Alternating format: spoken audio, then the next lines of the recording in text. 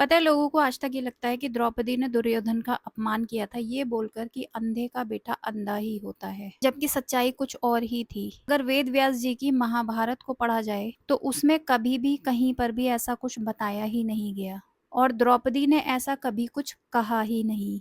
मतलब ये सारी एक मनगढ़ंत कहानी बनाई गई थी ताकि इस पुरुष प्रधान समाज में उनके चीरहरण को जायज बताया जा सके, ताकि ये इजीली बोला जा सके कि गलती तो सिर्फ एक औरत की ही थी जिसकी वजह से ये पूरी महाभारत हुई। द्रौपदी एक ऐसी महिला थी जिनका जन्म अग्नि से हुआ था और वो एक ऐसी महिला थी जिन्हें पैदा होते ही अपने सम्मान के लिए समाज से लड़ना पड़ा।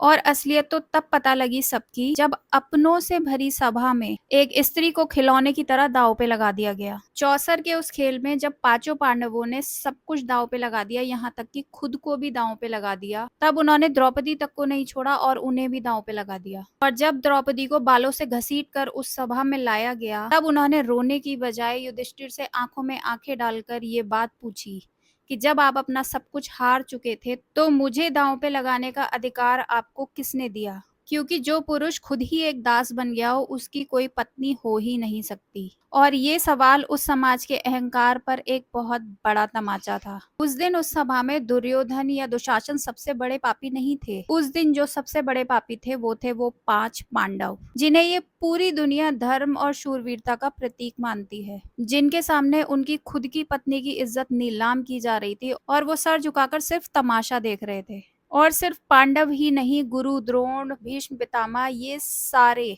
उस दिन अधर्मी बन चुके थे, क्योंकि अन्याय करने वाले से बड़ा वो होता है जो वहां पे खड़ा हुआ चुपचाप उस अन्याय को होते हुए देखता रहता है। जब किसी बेगुनाह के साथ अन्याय हो रहा हो तो उसे करने वाले से ज्यादा बड़ा पापी वो होता है जो धर्म और प्रतिज्ञा का झूठा चोला ओढ़कर उस अन्याय को होते हुए देखता रहता है। जब द्रौपदी के सभी अपनों ने हाथ खड़े कर दिए थे तब स्वयं उनके सखा श्री कृष्ण ने आकर उनकी लाज बचाई थी।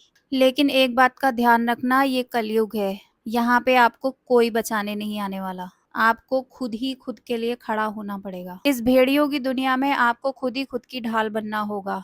अगर इस समाज के खोखले उसूलों का गला घोटना है तो तुम्हें खुद ही माँ काली बनना पड़ेगा और अपने हक के लिए इन भेड़ियों का अहंकार काटना पड़ेगा।